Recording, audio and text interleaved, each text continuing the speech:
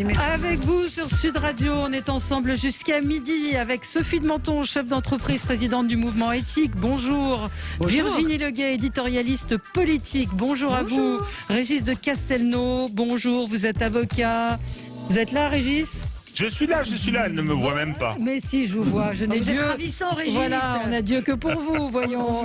Vue du droit, c'est votre blog et je rappelle votre excellent livre, Une justice politique, qui est paru aux éditions L'Artilleur. Et puis François Monboise, bonjour, président de la FEVAD, Fédération européenne de vente à distance, c'est ça? Ou je n'ai pas encore non, pas le bon. E-commerce, c'est e-commerce, voilà. Ouais, e-commerce, voilà. Qui vont très bien en ce moment. Bah oui, plutôt pas mal. Marine Le Pen peut-elle remporter la présidentielle comme le pense un Français sur deux? On n'a pas eu le temps de traiter le sujet hier. Elle était hier soir sur BFM et Gilles Gansman nous le disait dans le zapping. Il y a eu énormément de réactions plutôt positives sur cette intervention hier soir. AstraZeneca, le gouvernement dit qu'on peut continuer à vacciner AstraZeneca. D'autres pays ont décidé de l'interdire. Et puis cette question autour de l'Île-de-France qui ne reconfine pas alors que les hospitalisations en réanimation sont en très forte hausse. Un francilien sur deux entrerait en réanimation toutes les 12 minutes. Donc pourquoi une décision politique? C'est vraiment la question qu'on peut se poser. Ça coûterait trop cher de reconfiner la région Île-de-France. On y revient dans un instant. Tour de table de ce qui a retenu votre attention aux uns et aux autres. Sophie, on commence avec vous. Ah oui, c'est un coup de gueule. Je suis désespérée. C'est même pas un coup de gueule, c'est un coup de désespoir. Parce que là, je lisais que le manque de stratégie pour réduire la dépense publique est ancré, est écrit dans le marbre. C'est-à-dire que c'est plus du tout le moment. Le gouvernement, le quoi qu'il en coûte, va continuer comme ça. On a décidé de ne pas réduire la dépense publique. Et pour bien expliquer à ceux qui nous écoutent, réduire la dépense publique, c'est dans leur propre intérêt. Je veux dire, on a découvert au moment de cette pandémie à quel point l'administration française n'arrivait pas à faire face. Elle n'arrive pas à faire face parce qu'elle est pléthorique. Et donc tout ça se tient. Et ce qui est épouvantable, c'est que on peut pas réduire la dépense publique si on ne réforme pas la fonction publique. Il faut le faire. On n'y arrivera pas. Je veux dire, on n'arrive pas à vacciner. On est obligé de confier au privé tout ce qui se passe en matière de management. Il faut 17 pages pour vacciner quelqu'un chez un généraliste, etc. Donc il faut diminuer ces commissions. Alors, je veux dire fonctionnaires. Il n'y a pas les fonctionnaires. C'est pas pareil. Il y a différentes. Il y a la fonction. Il y a le médical. Il y a Bercy. Il y a etc. Non, mais c'est l'administration. C'est un drame. C'est un drame. C'est le moment. Les Français le comprendraient. On va dire Français. Nous allons réformer notre fonction publique et il faut y aller. Ouais. On a compris qu'elle ne fonctionnait pas comme ça. Eh ben non. On a arrêté Amélie de Montchalin. Elle fait elle est ministre de la transformation et de la fonction publique. Enfin, elle fait de la figuration. Elle a renoncé à tout. Il y a la maîtrise des dépenses publiques, c'est devenu un gros mot.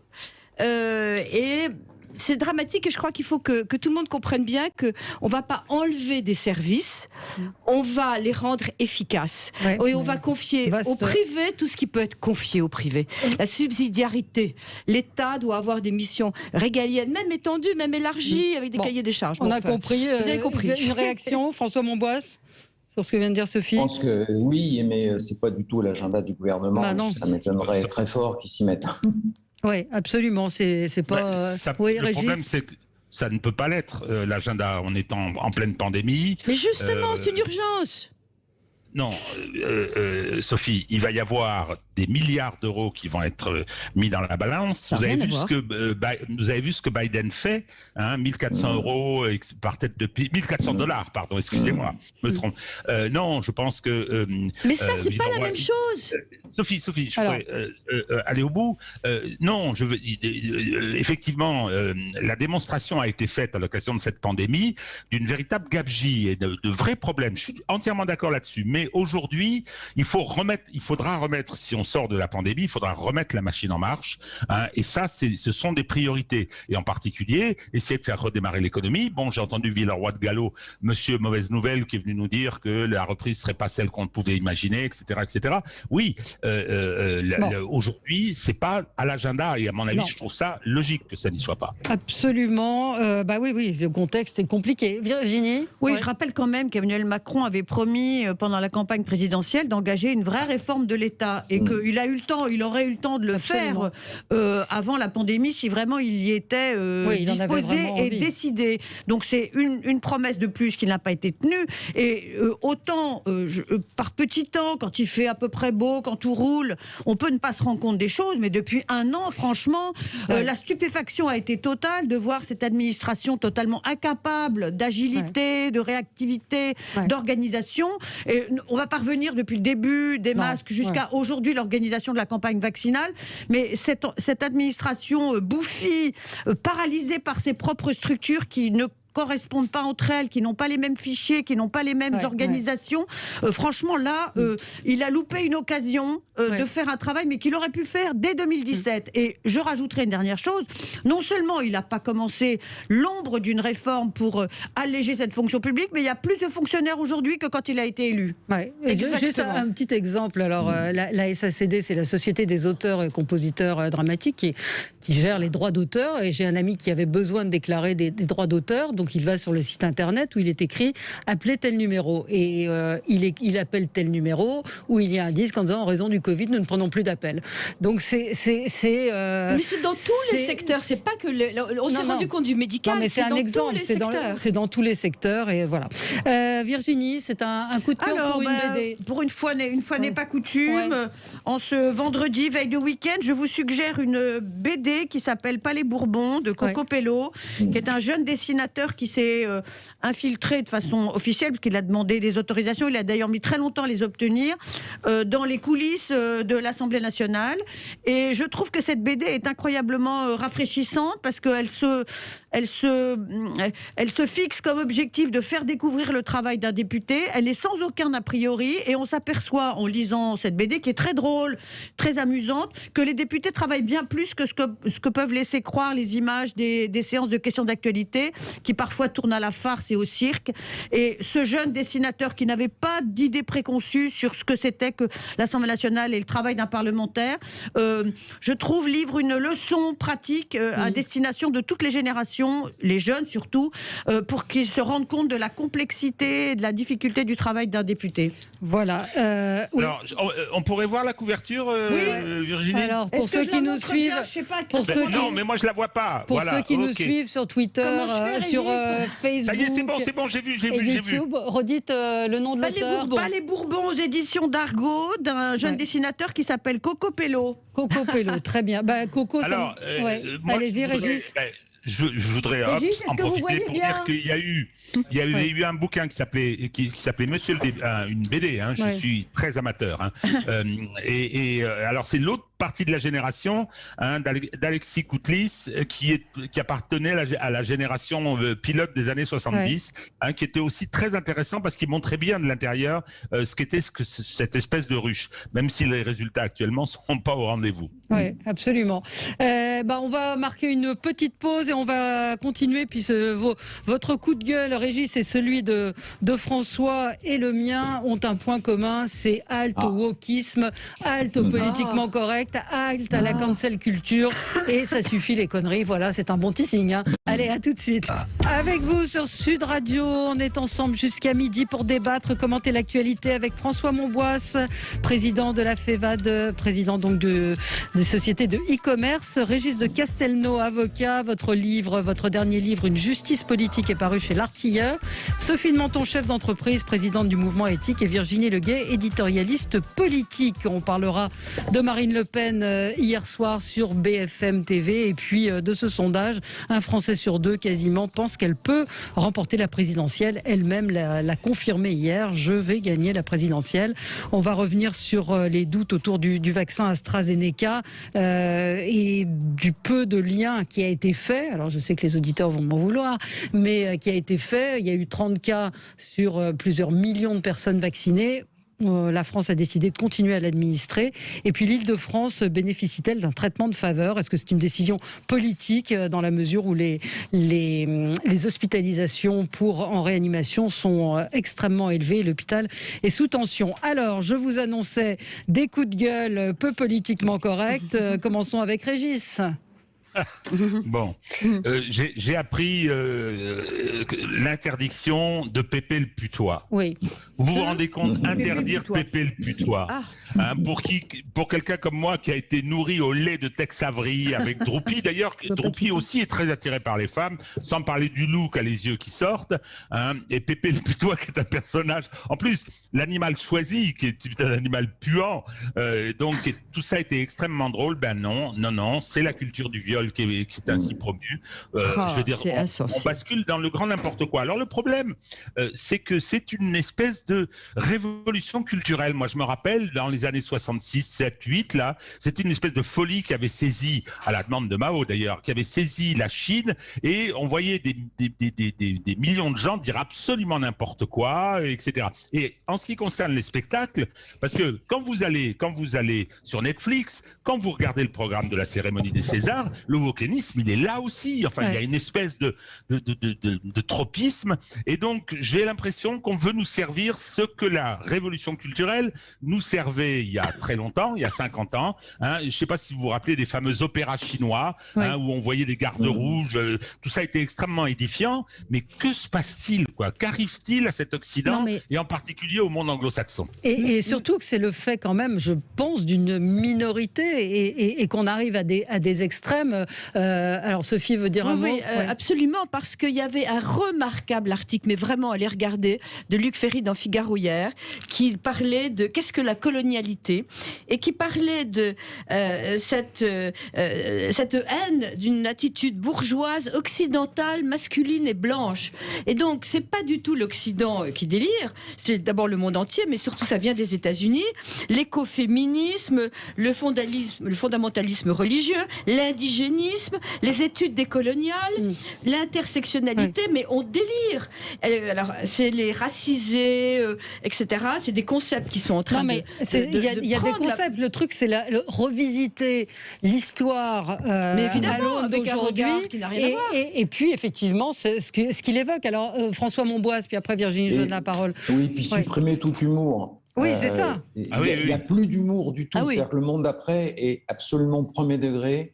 Il n'y a pas d'humour, on ne rit pas. Et Pépé le putois, on doit y être sensible parce qu'aux États-Unis, c'est un personnage français. Il y a un accent français redoutable. C'est le français qui pue et qui drague. Donc c'est complètement contre nous ce qui a été fait. Et là, ce n'est pas une minorité, c'est Warner qui a décidé. C'est une multinationale américaine. Oui, mais ils agissent suite aux réactions d'un certain nombre de citoyens. Que les gens protestent. Non, je crois que je ne sais pas. Est-ce qu'ils n'anticipent pas? Est-ce qu'ils n'anticipent pas? Je ne sais pas, mais effectivement, je donne cet exemple en disant à quand l'interdiction de la Belle au bois dormant? Elle est embrassée contre son gré. Par le prince charmant. Ça a été signalé. Ça a été signalé. Virginie voulait réagir à Pépé le putois. Ça me fait penser à ce débat qui commence à naître autour de la commémoration du bicentenaire de Napoléon. Et là, on entend exactement la même chose, c'est-à-dire il n'est pas question de commémorer cet horrible personnage misogyne, a dit la ministre des droits des femmes, qui a rétabli l'esclavage, qui est un misogyne, a dit Madame Moreno.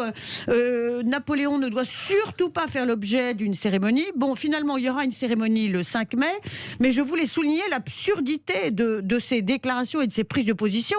Le travail historique consiste à regarder un personnage dans son contexte, dans son époque, à regarder quel est l'héritage, tout l'héritage, de le regarder les yeux ouverts, et il n'est pas question de revisiter tous les personnages. C'est ça, un historien.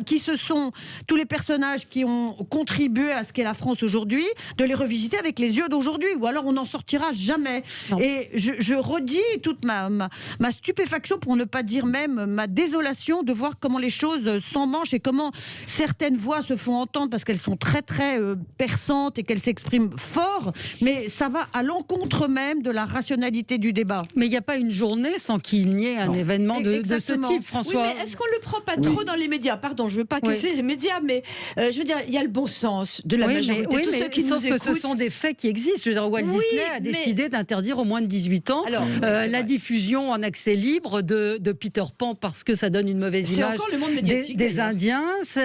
L'interdiction. Non, c'est pas du tout le monde médiatique. Ce sont des grandes organisations privées américaines. Alors, je voudrais que François puisse s'exprimer. Je voudrais que François puisse s'exprimer. François Monboisse. Il y en a une par jour, effectivement, mais ça vient des facultés américaines. Et le problème, c'est que ça vient des facultés américaines et ça arrive en France. Vous auriez pu citer aussi aujourd'hui un article dans le Figaro sur les cultures gréco-latines qui sont en train d'être bannies aux États-Unis parce que c'est la blanchité, racisme et esclavage. Parce qu'Aristote a soutenu l'esclavage. Et c'est exactement ce qu'a dit Virginie, c'est revoir le passé avec les yeux d'aujourd'hui. Ça s'appelle l'anachronisme. Exactement. Mais sur Napoléon, pour être juste, ça date pas d'aujourd'hui. Non, mais ça ressurgit parce qu'il y a la perspective de cette commémoration. De commémorer Austerlitz en 1805. Enfin, en 2005. En 2005. Moi, je me rappelle à propos de Napoléon qu'il y a la seule bataille navale gagnée par la France contre les Anglais a eu lieu, c'est la bataille de Grand-Port à l'île Maurice. Et les Mauriciens, qui sont très francophiles, voulaient faire une cérémonie. Donc, comme j'étais là-bas, j'avais rapporté, j'avais pris des contacts à Paris. Pensez donc à rien du tout, il n'en était pas question. Napoléon, à propos, il a rétabli l'esclavage. À la demande, paraît-il, de Joséphine de Beauharnais, qui était béquée. Comme dans de nombreux pays à l'époque. Oui, non, mais attendez, je voudrais pas qu'on oublie qu'en 1815, pendant les 100 jours, il interdit la traite.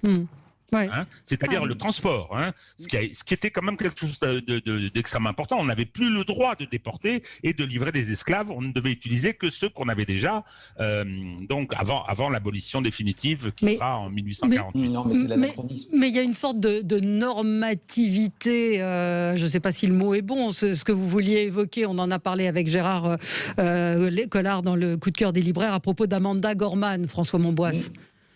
Oui, parce que ce qui s'est passé, donc vous étiez au courant, Amanda Gorman, la jeune poétesse qui a lu un poème pendant l'investiture de Biden. Il y a eu un problème avec sa traduction aux Pays-Bas et il y en a un deuxième en Catalogne.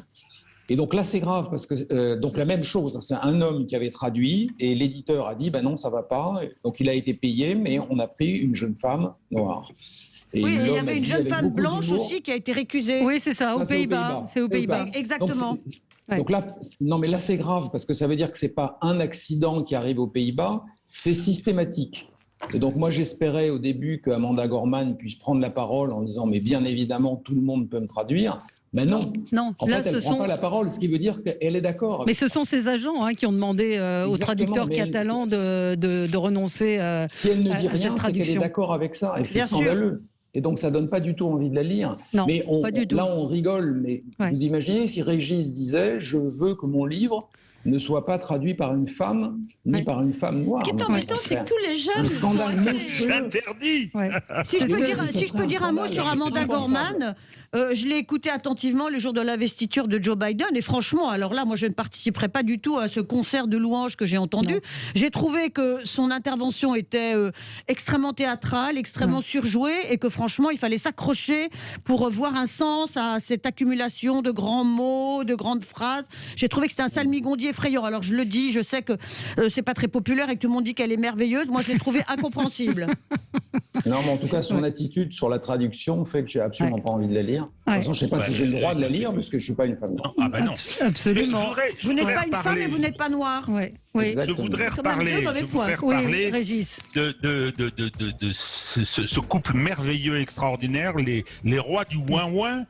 J'ai nommé Meghan Clark et Meghan Markle. Non, excusez-moi. Meghan Markle et Harry. Je suis mal. Non, alors bon, tout le monde a parlé de cette séquence de Oprah Winfrey. Enfin bon, comment l'autre, la princesse m'a fait pleurer, je sais pas quoi, toutes ces âneries. Moyennant quoi, j'ai appris hier, je me suis pas beaucoup intéressé à ça, faut être clair. J'ai appris hier que des pays du Commonwealth avaient dit que comme il y avait eu des accusations de Madame Meghan, là, hein, de racisme. Elisabeth devait être la dernière souveraine du Commonwealth. C'est-à-dire qu'après, il fallait se retirer du Commonwealth. Mais où va-t-on, où va-t-on? C'est quand même une accusation qui concernait une personne qui n'a pas été citée et qui était extrêmement vague. Absolument. Oui, non, mais peu importe, si vous voulez. Moi, je pense que tout ça est construit. C'était pour... Enfin, ce couple... Les complotistes disent que c'est une déstabilisation de la couronne. Bon. Allez, on marque une pause et on revient. Moi aussi, j'ai mon coup de gueule qui va dans le même sens. À tout de suite. Avec vous sur Sud Radio, ça vous fait pas mal réagir, hein, effectivement. Alors, Oprah Winfrey a vendu l'interview 9 millions de dollars. Eux disent qu'ils n'ont rien touché, mais bon, c'est vrai que c'est, comme le dit Brigitte, c'est un sacré coup de pub. Alors moi, je voulais vous faire écouter l'écrivain, l'auteur, j'ai dit un gros mot, l'auteur, Alice Zeniter. Vous l'avez entendu, Régis? Ah oui. Et Alice Zeniter, elle était interviewée sur France Culture. Donc elle a eu le prix Goncourt des lycéens avec l'art de perdre. Donc elle était sur France Culture et écoutez ce qu'elle disait à propos de la littérature du 19e siècle. Quand j'essaie de réfléchir aux grands personnages féminins qui ont pu m'accompagner dans le corpus canonique de la littérature, c'est-à-dire ce qu'on va valoriser, ce que les professeurs vont nous mettre entre les mains, etc.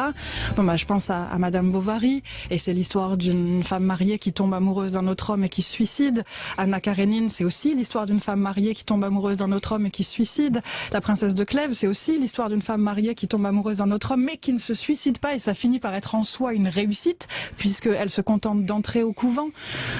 Lady Chatterley, c'est l'histoire d'une femme mariée qui tombe amoureuse d'un autre homme. Personne ne meurt et personne ne va au couvent. Mais c'est tout le temps, ces existences un peu de la pesanteur du domestique. Pour moi, il y a quelque chose, où je me dis, j'ai grandi en me disant, dans cette littérature-là, il manque toute une partie du monde. Et si je veux vivre entièrement, je suis obligée de m'identifier à des hommes. Voilà, donc Claude Veil, nos confrères, dit dommage qu'Alice Zeniter n'ait pas lu Musset, Aragon, Sand, Balzac, Ndiaye, Austin, Brontë, Hawthorne, Toni Morrison et tant d'autres auteurs masculins et féminins qui ont créé de magnifiques personnages de femmes libres et glorieuses. Et Emma Bovary, qui est un roman que j'aime particulièrement, j'ai pas l'impression que Homais ou Rodolphe soient des modèles, des héros, mais on est chez les dingos, quoi. On est chez les fous. C'est de la malhonnêteté intellectuelle. Mais complètement. Non. Mais je remets c'est pas de la malhonnêteté, c'est de la l'écriture inclusive, hein, parce qu'on cite des romans magnifiques, etc. Oui, cette écriture inclusive, on en remet une louche quand même. Oui, François Monboise, vous avez vu ça aussi. Oui, j'ai entendu, oui, c'est atterrant. Mais le danger, c'est que l'étape d'après, c'est au niveau des programmes. C'est-à-dire qu'on va dire que peut-être qu'il ne faut pas donner plusieurs de ces romans à lire, parce que déjà, on y voit beaucoup de romans au lycée, parce que c'est pas bien. Oui. Donc, c'est ça le danger. C'est pas seulement le jugement. Non, mais c'est petite observation sur. Moi, je pense que ce qui se passe aux États-Unis, ce sont effectivement des minorités qui pèsent d'un poids lourd. Comme vous voyez le cinéma français, c'est pas une minorité. Oui, mais c'est devant le poids des minorités. Allez-y. Quand on voit le cinéma français, il est verrouillé par une petite bourgeoisie qui se fait préfinancer. Les commissions d'avance de recettes, etc., sont parfaitement verrouillées par tout ce petit monde. Et donc, je pense que ce sont les minorités. Regardez ce qui s'est passé avec Enid Blyton. Blyton, moi, j'ai été élevé, bien évidemment, avec le Club des 5, le Clan des 7, etc. Et donc, déjà, ça avait été un peu adapté. Ils ont essayé de les adapter. Donc, ils ont enlevé le passé simple. Enfin, ils ont fait des choses qui étaient assez horribles pour ceux qui avaient connu les périodes précédentes. Ils se sont plantés. C'est-à-dire que ça s'est pas vendu. Ils les ont retirés au pilon. C'est-à-dire que la lecture du Club des 5 persiste sur les anciennes versions. Je trouve que c'est quand même assez intéressant. Commercialement, c'est une catastrophe. Là, si je peux dire, c'est autre chose sur le Club des 5 qui est terrible aussi, c'est l'appauvrissement de la compréhension des enfants du passé simple, l'appauvrissement du vocabulaire qui fait que le côte à côte des pages est redoutable. En gros, maintenant, c'est sujet, verbe, complément au présent. Oui, et mais c'est la vision richesse de la langue. Ouais, c'est la vision qu'en avaient les commerciaux, quoi, et les profs, d'ailleurs. C'est pire que le woke, là. Et encore, pardon, quand c'est sujet, verbe, complément bien écrit, c'est déjà un triomphe. Mais évidemment, personne, je ne comprends pas bien le message d'un de nos auditeurs qui dit il suffit de lire certains commentaires quand il y a un noir sur les médias. Évidemment qu'il faut combattre le racisme, je pense que c'est une évidence, mais on est en train de passer à quelque chose d'absolument terrifiant, quoi. Bon, allez, tournons la page, mais nous avons notre mouvement pas très politiquement correct, puisque on est choqué par cette relecture, encore une fois, de l'histoire ou de la littérature. Enfin, c'est de la littérature, ce que disait François Monboise tout à l'heure. Il n'y a plus un dessin animé, c'est de l'humour, c'est du décalage. La littérature, c'est pareil. Enfin, on n'est pas dans la vraie vie. Il y a de l'imagination, il y a un récit, il y a un roman.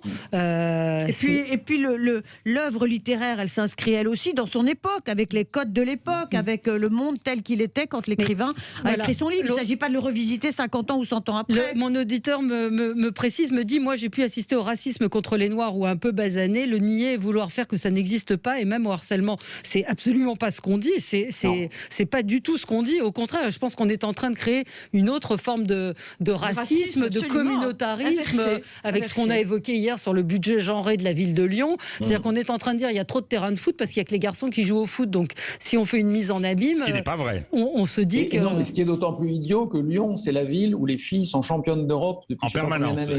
C'est la ville du foot féminin, Lyon. C'est pour ça qu'elles sont furieuses de ce qui se passe à Lyon, les filles. Et je voudrais ajouter quelque chose à propos de la polémique de Autant n'emporte le vent, où certains avaient dit c'est scandaleux, regardez, les Noirs ont un rôle épouvantable. Je rappelle malgré tout que l'actrice qui jouait la domestique a été pour la première fois récompensée, et qu'elle en était extrêmement fière, et qu'elle n'a pas dit je refuse ma récompense. Donc il y a une visibilité aussi qui a été totalement ignorée quand on a dit Autant n'emporte le vent doit être réécrit ou recensuré. C'est faux. Oui, absolument. Allez, on va passer à notre premier sujet. Marine Le Pen peut-elle remporter la présidentielle? Alors c'est vrai que c'est toujours très hasardeux ces sondages. Frédéric Dabi nous l'a dit, un Français sur deux, 48% des Français estiment probable une victoire de Marine Le Pen. C'est un sondage Elab. C'est une cote qui est en train de monter. Encore une fois, on est à 18 mois de la présidentielle, donc c'est un sentiment à l'instant T, mais 36% des électeurs déclarent qu'ils pourraient probablement voter en sa faveur lors du scrutin, et ils sont même 17% à dire que c'est tout à fait probable. Un vote contestataire qui est en train de se muter en vote d'adhésion. Vous l'avez regardé hier, qu'est-ce que vous en avez pensé, Virginie Moi, j'ai Leguet? été frappée des réactions qui ont suivi ce débat, et les réactions n'étaient pas du tout hostiles. Absolument. Et ce que je veux dire, c'est que Emmanuel Macron est largement responsable de ce qui est en train de se passer. Ça fait des mois qu'il instaure ce dialogue quasiment exclusif entre lui et Marine Le Pen, à la grande joie de Marine Le Pen, d'ailleurs, qui ne s'en cachait pas en privé, en disant qu'elle se retrouvait très valorisée d'être tout le temps dans un dialogue avec le président de la République, et qu'Emmanuel Macron, qui pensait que Marine Le Pen serait son assurance réélection, doit se poser la question de savoir si cette stratégie n'a pas été une stratégie extrêmement aléatoire, et Marine Le Pen pourrait être son assurance défaite. Et je ferai une dernière réflexion. Il est tout à fait inquiétant de voir la position des électeurs de gauche dans cette affaire. C'est-à-dire qu'ils disent on nous a fait le coup du Front républicain en 2002, on nous a fait le coup en 2017, on est juste les idiots utiles du système, mais on ne nous fera pas le coup cette fois-ci. Et il ne faut pas sous-estimer la détestation que provoque Emmanuel Macron dans une partie de la population. Elle est forte et réelle, et les électeurs de gauche, quand ils auront à choisir, peut-être qu'ils s'abstiendront, peut-être même qu'ils voteront Marine Le Pen, mais je ne suis pas sûre qu'ils se résoudront, même une fois devant l'événement, parce que là on est à 14 mois de l'élection, je ne suis pas sûre qu'ils se résoudront à voter Emmanuel Macron. En même temps, Emmanuel Macron est très haut dans les sondages, en comparant les choses. Il a sa base électorale, et aujourd'hui un peu plus même, puisqu'il y a 48% d'opinions positives. Oui, exactement. Donc c'est beaucoup par rapport au précédent président. Il a plutôt profité de la crise sanitaire, et il a son socle qui est très solide. Mais est-ce que son socle sera suffisant? Il en faut des voix à l'élection présidentielle. Est-ce qu'il sera suffisant pour remporter l'élection présidentielle, surtout au deuxième tour? Et le regret, c'est qu'on ne parle jamais du premier tour. Mais est-ce qu'il aura suffisamment de voix au deuxième tour? C'est toute une question. Oui, mais Virginie, franchement, on est à 14 mois. l'élection présidentielle. Et je trouve que jamais ça sera en mai, on est en mars, n'a été aussi incertaine. Tout va se dépendre, pour Macron en particulier, de la capacité à vacciner, de la reprise économique, etc. Supposons que tout d'un coup ça aille bien, ça va être terriblement favorable pour Emmanuel Macron. Alors pour en revenir à Marine Le Pen, oui, elle n'est pas anti-républicaine. Non, je suis évidemment contre, très, très fortement contre le fait qu'elle puisse accéder à la présidence de la République. Mais il y a un moment où il faut arrêter de la désigner comme bouc émissaire de tout. Et je comprends pas cette espèce de front républicain contre elle. Ça n'a plus de sens et c'est contre-productif. Ensuite de ça, je l'ai écouté. Il n'existe plus le front républicain. Non, il n'existe plus. Et d'ailleurs, elle ne fait peur à personne parce que bon, elle sera mauvaise, mais elle sera pas. Mais c'est tout. Je veux dire, ce qui est épouvantable, c'est son incapacité à réagir économiquement. Et je l'écoutais hier, c'était très étonnant. Elle jouait la carte du bon sens populaire. Elle ne répondait pas aux questions. Dès qu'il y avait des courbes et des chiffres, elle refusait. Ça doit plaire à pas mal de gens parce que c'est vrai qu'on est noyé de courbes et de chiffres. Mais c'était très étonnant son attitude. Et moi, j'ai été inquiète. Parce que supposons qu'elle soit élue, tout peut arriver, j'étais inquiète par son inculture économique, son incapacité à traiter un problème de façon très rationnelle. Elle joue sur la carte du bon sens. Alors, et ça, c'est embêtant. On va marquer une pause. Régis de Castelnau, François Monboisse, vous nous donnerez votre avis dans un instant. À tout de suite, on reste ensemble sur Sud Radio. Avec vous sur Sud Radio, c'est vrai que c'est pas pareil quand il y a des filles sur le plateau. On dit pas les mêmes choses que quand il y a des garçons. Vous voyez, moi je vais faire aussi de la... Voilà, donc attention, au sexisme. Virginie Leguet, Régis de Castelnau, François Monboisse et Sophie de Menton sont là pour débattre. Alors, François Monboisse, Marine Le Pen, on en parle, elle est créditée, enfin un Français sur deux pense qu'elle pourrait remporter la présidentielle. Je précise qu'effectivement François Hollande, je veux pas bien moi. Emmanuel Macron est à 41% d'opinion positive. Véronique, qui suit beaucoup les choses, me dit 38%. Bref, il est quand même très haut par rapport aux autres présidents. Qu'est-ce que vous en avez pensé, François ? Je ne l'ai pas vu, mais en fait, elle profite aussi du fait qu'il y a un désert à gauche et à droite. Oui, bien sûr. C'est-à-dire que les candidats déclarés, à gauche, il n'y en a pas, ils ne savent pas où ils en sont, même au niveau des écolos. Maintenant, Piolle monte en puissance contre Jadot, au PS, on ne sait pas. Madame Hidalgo qui est à 6% dans les sondages. Voilà, et il y a Montebourg qui essaie aussi. Et qui finira à 3. Voilà, on ne sait absolument pas ce qui se passe. Et à droite, ce n'est pas vraiment mieux. Donc, elle est au milieu, elle est au centre, elle a une position absolument fabuleuse. Il y a un fait divers dramatique tous les 2 jours, donc il n'y a pas grand-chose à dire. Oui, l'actualité la sert.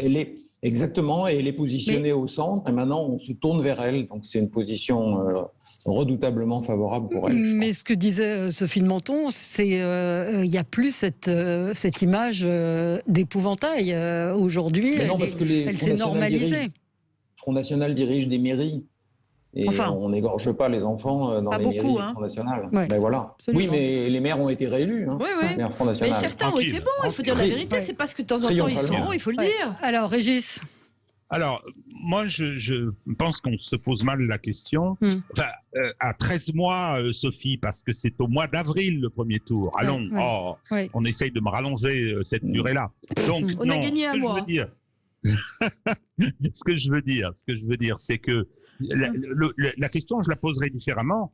C'est pas est-ce que Marine Le Pen peut gagner, est-ce que Emmanuel Macron peut perdre. Parce que c'est ça le problème. Oui. Ou peut gagner. Rappelons, est-ce qu'il peut perdre? Rappelons que c'est pas François Hollande qui a été élu, c'est Nicolas Sarkozy qui a perdu. Un membre, ça c'est une affirmation gratuite, on le saura jamais. Non. Il était rejeté, il y a eu, il suffit de voir le score qu'il a fait à la primaire, etc. Donc je pense que c'est puisqu'un candidat improbable que les gens connaissaient pas bien, il n'avait jamais été président de rien. Je pense pas que ce soit le charisme de François Hollande qui l'ait emporté, donc je pense que Sarkozy a fait l'objet d'un rejet. C'est aussi l'élimination de Dominique Strauss-Kahn, c'est un facteur, il y a plusieurs facteurs. Alors là, on peut remonter à Mathusalem. Mais le problème, c'est que un membre de l'entourage de Nicolas Sarkozy me disait on aurait bien aimé en 2011 avoir les sondages qu'a aujourd'hui Emmanuel Macron. il a son socle, il est relativement costaud. François Hollande, lui, il n'a même pas pu se présenter. Il n'a même pas pu se présenter parce que les sondages étaient tellement calamiteux, la victoire de Marine Le Pen était possible.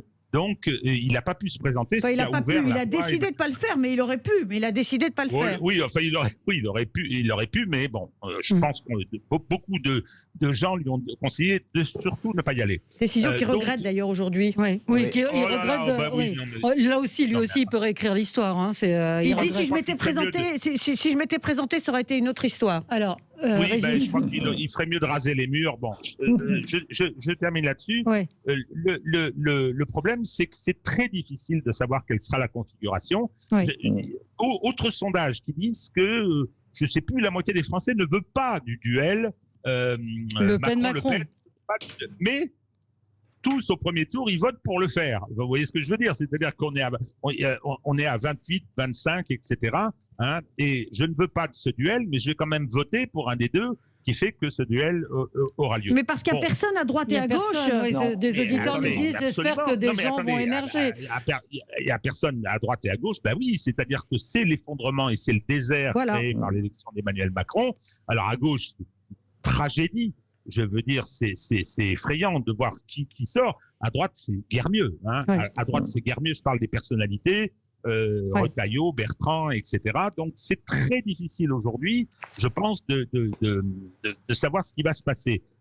Moi, je dis juste une petite chose, c'est que la possibilité que Emmanuel Macron soit battu va probablement rebattre les cartes. Hein, si ces sondages se maintiennent, si des dynamiques se créent, je pense que ça risque de rebattre les cartes et peut-être que Macron, si vous voulez, quand je vois que l'entourage d'Emmanuel Macron fait de la communication en disant Brigitte ne veut pas qu'il y retourne, quand il vient dire lui à la télévision mais je pourrais peut-être ne pas y aller parce que j'ai des mesures à prendre, etc. Je pense qu'il va y aller, hein, franchement, mais c'est cette hypothèse qui n'y aille pas. On est très loin quand même, hein, François Mamboise. Je pense que les bruits en question vont se faire désirer. C'est pour que les gens se disent, en fait, on a besoin de lui. Là, à mon avis, l'atout qu'il a pour l'instant, c'est qu'il gère la crise du Covid, qui est très dure, mais l'opposition n'a pas un discours très clair sur ce qu'il faudrait faire en alternative. Il n'y a pas d'opposition, ni à droite ni à gauche. Non, ils ne savent pas ce qu'il faut faire parce que c'est très dur. Mais il y a un vote pour l'Île-de-France. Mais la question que je posais au début, c'est que Marine Le Pen, c'était un vote contestataire. Aujourd'hui, on a le sentiment qu'il y a un vote d'adhésion, c'est-à-dire des gens qui ont envie de voter pour elle. Ça, je suis pas sûre. Et j'ajouterais une chose. Et j'ajouterais une chose, ça sent cette idée-là qui est en train de germer dans une partie de l'opinion publique. Après tout, pourquoi pas Marine Le Pen change complètement la future campagne présidentielle et le regard que les Français vont porter sur Marine Le Pen, qui désormais est présentée comme une possible présidentiable, et le regard qu'ils vont porter sur Emmanuel Macron, qu'ils vont présenter comme un possible perdant. Ça change tout. C'est-à-dire que ça donne à l'une une dynamique plutôt en faveur de quelque chose qui va prendre corps, et ça donne à l'autre une forme d'inquiétude et de fébrilité. Et Emmanuel Macron, qui pensait que le vote contre était son assurance, va être obligé, lui, de faire exactement le mouvement inverse. Et là, il va falloir se réinventer sacrément. Alors, je suis pas d'accord. Je pense que quand elle va apparaître comme une candidate crédible, on va se rendre compte, de sa nullité, entre guillemets. Elle ne connaît pas ses dossiers, elle ne travaille pas, elle n'est pas du tout à la hauteur de ce type de fonction. Elle critique, elle est toujours dans la critique scandaleuse. Les propositions sérieuses, on les voit pas. Elle a beaucoup changé d'avis, et après tout, tant mieux si c'est dans le bon sens. Mais on est reparti sur les frontières. Elle avait toujours dit que, etc. Je pense qu'elle va se discréditer quand elle va devenir possible. On avait dit ça après le débat d'entre les deux tours de 2017. Ça a été le cas? Pas du tout. Regardez, elle repart plus que jamais. Alors, je termine. Alors que ce débat a eu lieu, qu'il a provoqué des réactions effrayées, y compris au sein de son électorat. Et en fait, elle a recapitalisé sur quelque chose qui est aussi la détestation des autres et le vide de certaines formations politiques. Oui. C'est vrai qu'elle a bien, mais elle a mis du temps. Hein. Allez, on va marquer une pause. On se retrouve dans un tout petit instant et on va parler de cet éventuel reconfinement.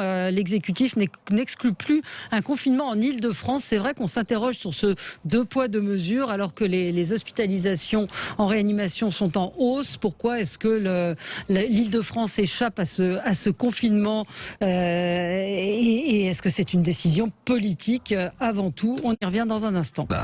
Avec vous sur Sud Radio, on est ensemble jusqu'à midi. L'Île-de-France bénéficie-t-elle d'un traitement de faveur? Olivier Véran a annoncé hier que la situation sanitaire est tendue et inquiétante dans les Hauts-de-France, en Provence-Alpes-Côte d'Azur, mais surtout en Île-de-France. On s'approche du seuil critique en réanimation. Olivier Véran a annoncé des transferts de malades à plusieurs centaines de kilomètres de la région Île-de-France. Un taux d'incidence de 350 cas pour 1000 habitants contre 220 au niveau national. Un nombre de cas qui progresse, des réanimations qui flambent. 12 millions de personnes à confiner. C'est une décision politique. Qu'est-ce que vous, François Monboisse ? Oui, c'est une décision politique, bien sûr. Je pense que l'Île-de-France serait confinée si ce n'était pas l'Île-de-France, si ce n'était pas ce que vous dites, 12 millions de personnes avec la capitale du pays. Mais ce n'est pas une décision facile à prendre. Sur des plateaux, j'ai entendu hier Marty, le syndicat des médecins généralistes, on lui demandait alors il faut confiner. Il dit si on veut remplir les hôpitaux psychiatriques, oui, il faut confiner. Je pense que reconfiner l'Île-de-France mettrait un coup au moral à tout le monde. Pas seulement en Île-de-France, mais en disant c'est reparti, etc. Donc, il n'y a pas de bonne solution. On revient au problème précédent. Il n'y a pas une bonne solution, mais il y a des hôpitaux qui sont impossibles aujourd'hui. La solution, c'est de vacciner le plus vite possible. Oui, et donc on a eu encore une fois une campagne de com, d'autosatisfaction. Ça y est, on accélère. Sauf que là, il y a visiblement plus de vaccins. Donc c'est là où ça va pas, Virginie. Oui, moi ce que je voulais dire, c'était que quand il a décidé de ne pas reconfiner pour la 3e fois à la fin du mois de janvier, Emmanuel Macron a pris un risque qui pendant quelques semaines était maîtrisé puisque les chiffres n'ont pas augmenté. Et là, on n'est plus du tout dans la même situation. Les chiffres augmentent tous les jours. Et là, pour le coup, il y a quasiment une unanimité des responsables d'hôpitaux qui dit si on continue comme ça, le 20 mars, et je ne sais pas pourquoi c'est leur date, parce qu'ils considèrent l'augmentation quotidienne qui est de 3 à 4% quotidiennement. Ils disent si on continue comme ça, le 20 mars, on va exploser. Et il me semble que le frein, il est plutôt d'ordre psychologique pour Emmanuel Macron, parce que reconfiner l'Île-de-France, 13 millions d'habitants, le poumon économique du pays, c'est un désaveu pour lui-même. Il va à rebours de sa propre décision. Donc il prendrait mi-mars une décision qui dirait finalement j'ai peut-être eu tort de ne pas prendre des bonnes décisions. Fin janvier, j'ai laissé des gens mourir parce que les gens continuent à mourir. J'ai laissé des gens aller à l'hôpital puis en réanimation pendant des semaines et des semaines. Et aujourd'hui, je ne peux plus tenir. Je le fais contraint et forcé. Il y a là comme une forme d'orgueil de sa part qui consisterait à dire j'ai pas eu tort, j'ai raison et je persiste à dire que je ne veux pas reconfiner. Alors je pense que il a eu une décision en son âme et conscience contre l'avis d'ailleurs des médecins, mais qui veulent confiner tout le monde tout le temps. Je pense qu'il a pris un risque dont on lui a vraiment, dont on lui sait gré économiquement. C'est vrai que revenir en arrière, c'est pas facile. Cela dit, on peut pas l'accuser de tous les maux et certainement pas d'être responsable de la mort de gens. Il y a quelque chose qui arrive et que on vérifie, on valide tout le temps, c'est le variant anglais. Maintenant, il y a 80% quasi des gens qui ont des pistes qui ont le variant anglais. Ce variant anglais, il est terriblement contagieux. Et en revanche, autour de nous, dans les entreprises, on a quand même pas mal d'informations là-dessus. Je touche du bois. Il touche beaucoup de gens de 40 ans, enfin de 40-50 ans, et qui ne sont pratiquement pas malades. Bon, ça veut rien dire, c'est pas une statistique, etc. Donc je pense que si effectivement le taux croissant de cas ne mérite pas un reconfinement, voilà, c'est mon sentiment. Il y a beaucoup, le fait qu'il y ait beaucoup moins de personnes âgées en réanimation joue quand même. Je crois qu'il va falloir vivre un peu avec ce virus et qu'il faut arrêter cette menace de reconfinement qui serait dramatique pour l'économie, pour les commerçants, mais dramatique à un point, c'est que ça va créer d'autres victimes. Un nouveau patient en réanimation toutes les 12 minutes en Île-de-France. On est au-delà avec des patients plus jeunes, avec, voilà, on pose la question et il y a un médecin. C'est très difficile comme décision à prendre. Je vous donne la parole, Régis. Après, un médecin dit on tente de maintenir tant bien que mal l'économie sur les morts constants du Covid, la déprogrammation des actes, 40% et des soins, de déprogrammation. et des soins hors Covid, le sang et les larmes des soignants et les ruines d'un système de santé exsangue. Comment peut-on croire que ça n'aura pas de conséquences, Régis de Castelnau, y compris des conséquences politiques? Moi, ce que je voulais dire, deux petites choses. La première, c'est que effectivement, tout le monde regarde les courbes, etc. Je suis le premier à le faire, à regarder, à essayer de comprendre. Je comprends pas grand-chose. Je constate qu'on ne sait pas, y compris ceux qui devraient savoir. Enfin, enfin ceux qui devraient, les pauvres, je leur reproche pas. Hein, ils essayent, les spécialistes, etc. C'est-à-dire que, par exemple, sur cette histoire de la flambée, moi je veux bien, sauf que j'ai vu que les cas n'augmentaient pas. Ce qui augmente, ce sont les passages en réanimation. Hein, et alors, bon, les explications qui étaient fournies étaient un peu obscures, hein, mais je pense que cette question un petit peu d'appréhension face aux courbes, hein, je pense à un site qui est dirigé par un actuaire, dont c'est la spécialité, hein, de faire ses recherches pour les compagnies d'assurance. Je veux dire, il passe son temps à vous montrer des courbes, on a l'impression qu'on va vers l'apocalypse totale. Bon. C'est pour ça que moi, je vais pas être péremptoire. Ce que je vais dire simplement, là, je vais l'être sur le deuxième aspect, c'est que on ne pourra pas reconfiner. C'est terminé. Regardez, d'abord, on l'est en partie. Vous vous rendez compte que toutes ces villes, il n'y a plus un restaurant ouvert, il n'y a plus de vie sociale, etc. Le soir à 18h, on va avoir le changement d'heure là. Vous allez voir, ça va être rigolo. Il va faire jour jusqu'à 8h30 à partir de dans 15 jours. Hein. Et après jusqu'à 10h du soir, et on va dire aux gens, on vous boucle chez vous. Vous n'avez toujours pas le droit de sortir. Mais c'est une forme de confinement. Hein. Et deuxième constat, ce qui se passe dans les zones qui ont été confinées, hein, dans les Alpes-Maritimes, ça ne marche pas. Le week-end, tout le monde s'en va, etc. Il y a l'acceptabilité, on est passé au-delà. Il y a les traumatismes psychiatriques, incontestablement. Il y a l'état de l'économie. Il y a les problèmes de santé liés à toutes ces opérations qui ont été différées. Donc, on commence à avoir quelques calculs prospectifs. Mais enfin, attendez, il y aura plus de morts pour le défaut de prise en charge d'autres pathologies que par le Covid. Donc je pense que c'est pas reconfiner. Je vois pas comment aujourd'hui on peut reconfiner. Ça ne marchera pas. Ça, les gens refuseront. Moi, je pense que ce sera de cette nature. Le couvre-feu n'est même pas respecté déjà. Oui, alors c'est. En même temps, quand on voit ce qui est en train de se passer, l'Élysée table sur 300 ou 400 transferts depuis les services de réa engorgés d'Île-de-France dans les jours qui viennent. C'est donc une logistique exceptionnelle que les autorités sanitaires sont en train de mettre en œuvre. C'est colossal ce qui est en train. On est en train de mettre des cautères sur des jambes de bois. Et puis je voulais moi. Mais qu'est-ce que vous suggérez? C'est bien joli. Qu'est-ce qu'on peut faire? Qu'est-ce que vous suggérez? J'aimerais bien votre opinion, Virginie et Valérie. Qu'est-ce que vous confiner pour faire baisser. Combien de temps? Ça marchera pas. Ça marchera pas. Et en plus, on n'a jamais vu que ça prouvait le confinement que ça. En Chine, ça a marché. En Chine, ça a marché. Bien sûr que ça a marché. Le confinement marche. Bien sûr que ça a marché. Des conséquences économiques extrêmement lourdes, mais bien sûr que ça marche. Et je voudrais juste dénoncer les salopards de médecins. J'emploie ce mot à dessein. Ce matin, il y en avait un professeur qui dit des bruits qui montent. Ce n'est pas moi qui le dis. Certains saturent les réanimations pour montrer leur mécontentement. Je trouve que Monsieur Péramore, qui a fait commerce d'être à l'inverse du vent, est vraiment, c'est énorme. Dégueulasse de dire une chose comme ça. C'est énorme. Pardon, François Monboisse. Oui, si, ça a marché le confinement. Non, je pense que ça marche le confinement. Ça marchait en Chine. Ça marche partout. Même en Grande-Bretagne, en Allemagne, les courbes baissent. Mais je suis assez d'accord avec Régis. Je ne suis pas sûr que les gens l'acceptent. Là, les gens sont au bout du rouleau. Les courbes baissent grâce à la vaccination. Hein. François, la vaccination, elle va tellement lentement. En Allemagne, il n'y a pas de vaccin. Non, en Allemagne et en Grande-Bretagne, elle va beaucoup plus vite. Non, je parle de la France. Oui. En France, c'est vrai, on a un problème, ça c'est clair. Et donc l'exécutif, vous avez remarqué, a changé de discours, a changé de ton et dit très clairement que ils n'hésiteront pas à reconfiner si la situation le veut. Donc on est vraiment sur un pari quand même d'Emmanuel Macron. Il y a un moment où il ne pourra peut-être pas tenir face aux hôpitaux surchargés. Donc c'est le nœud du problème. Arrêtons d'angoisser avant parce que ça devient intolérable. Mais si vous ne trouvez pas ça angoissant, 400 personnes qui vont être transférées en province pour être soignées. Ça, on l'a déjà fait il y a un an. C'est horrible. On a une pandémie, on sait ce qu'il en est. Je pense que vous ne vous rendez pas compte des conséquences du nouveau confinement. Des drames des jeunes, des drames psychologiques, de la psychiatrie, des faillites en série. Vous avez regardé un peu les nombres de commerces qui ferment. Je crois que non. Moi, je pense qu'il y a un moment donné, il faut trancher. C'est le boulot du président de la République. Il n'a pas forcément raison. Et je ne jetterai pas la pierre pour la décision qu'il prend. J'ajouterai une chose à propos du système de santé.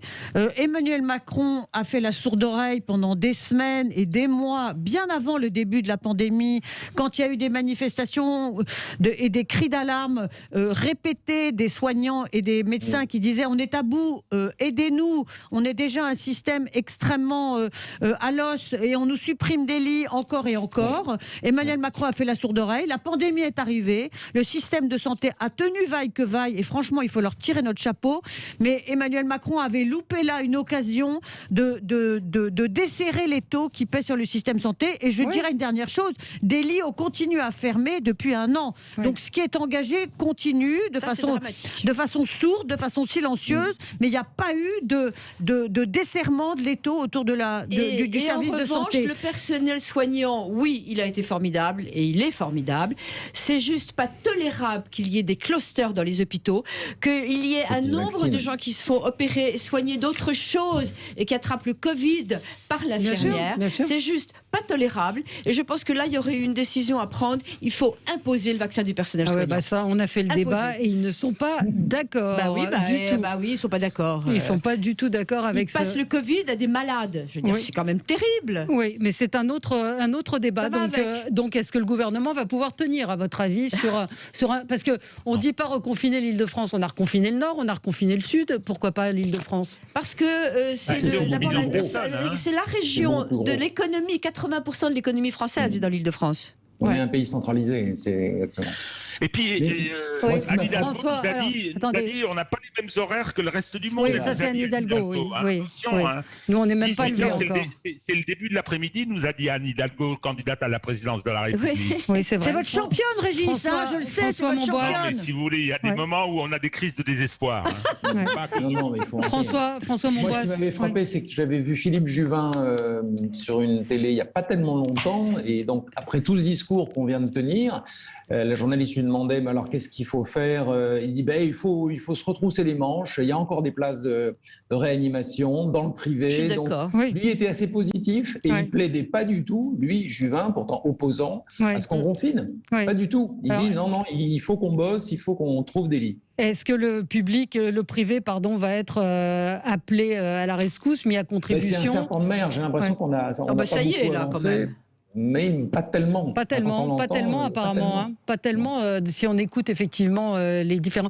L'administration a tendance à raisonner qu'en termes de services publics. Et elle ne sait pas du tout s'associer aux forces privées. Et c'était le cas pendant le premier confinement, c'était le cas pendant le deuxième confinement. Et je ne suis pas sûre que ça se soit beaucoup amélioré aujourd'hui. Oui, je voudrais dire un petit mot sur les vaccins. J'ai raté le jour de mon anniversaire. J'avais on m'offrait tout un tas de possibilités de me faire vacciner. Il me fallait un certificat médical que j'avais pas. C'était un dimanche et j'ai raté. J'y suis retourné le lendemain. Plus rien avant le 28.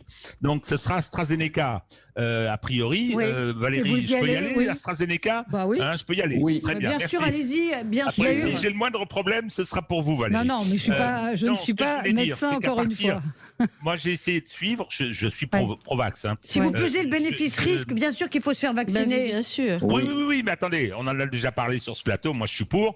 Mais non, ce que je voudrais dire, c'est qu'à partir d'avril, il semble, j'ai essayé de voir, il semble qu'il va y en avoir pas mal qui vont arriver. Il y a le Moderna qui arrive, Johnson & Johnson qui est en retard. Et une seule injection, ce qui change beaucoup de choses. Très en retard. Donc je pense que ça c'est un rayon de soleil, quoi. C'est un peu d'espoir parce que la voie confinement, la voie mesures restrictives, c'est fini. On n'y reviendra plus.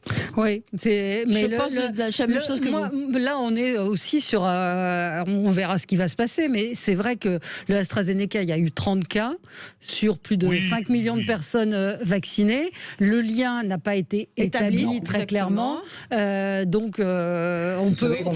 C'est le principe de précaution. Oui, c'est ça. Oui, bien sûr. Il y a 150 000 des thromboses par an en France. Il y a 150 000 nouveaux cas de thrombose. Valérie, ce qui est ennuyeux devant l'affaire AstraZeneca, c'est pas la dangerosité du vaccin. J'ai un peu regardé, mais le problème, c'est les hésitations des autorités. Alors, Danemark, Norvège, etc. Et chez nous, la perte de crédibilité du pouvoir qui est très importante. C'est ça qui est embêtant. C'est un vaccin mal né. C'est-à-dire que si on nous dit vous pouvez y aller, quand c'est Véran qui nous le dit, et les gens ils disent écoutez. C'est le président lui-même qui avait dit que AstraZeneca marchait pas bien. Oui, absolument. En plus, oui. Donc, le président. Donc c'est vrai que c'est... Dans une interview au Financial Times, je crois. Ouais, enfin, il est vrai que tous ces vaccins, c'est une prouesse absolument inimaginable d'avoir sorti des vaccins si en un temps si rapidement, incroyable. Que donc voilà, c'est vrai qu'il y a des incertitudes. Le AstraZeneca n'est pas un vaccin ARN, il faut le rappeler. C'est viral. C'est un vaccin totalement classique dans sa composition. Le virus inactivé, oui, c'est ça. C'est comme le chinois, comme le Sinovac. Donc ceux qui nous disent on ne sait pas quelle est sa composition, ça me fait c'est un vaccin toujours, classique. Vous pensez à une députée écolo. Ouais. Alors les gens me disent mais il y a autant de morts, les hôpitaux chaque année sont surchargés. On va approcher quand même des 100 000 morts à cause du Covid. Donc c'est pas exactement la même chose, mais ceux qui n'y croient pas, sur une période où il faut compter 8 à 900 000 en période normale. Hein, donc il faut voir que ça va faire effectivement, incontestablement, une augmentation de 10-12%, quoi, ce qui est pas rien. Avec une particularité, j'ai vu ça, c'est que dans les statistiques, la mortalité en dessous de 50 ans s'est effondrée. C'est-à-dire qu'il manque 15% de morts. Parce qu'on ne prend pas la voiture. Et puis il y a également il y a d'autres facteurs, surtout les mesures barrières que les gens. Puis les tests salivaires, ça démarre beaucoup dans les écoles. Les maladies respiratoires ont beaucoup disparu en dehors de celles qui nous occupent depuis des mois. Allez, c'est fini. Merci à tous les quatre. Très bon week-end à tous. On se retrouve lundi pour d'autres informations et d'autres nouvelles woke. D'autres nouvelles woke à n'en pas douter pendant le week-end. Merci à vous.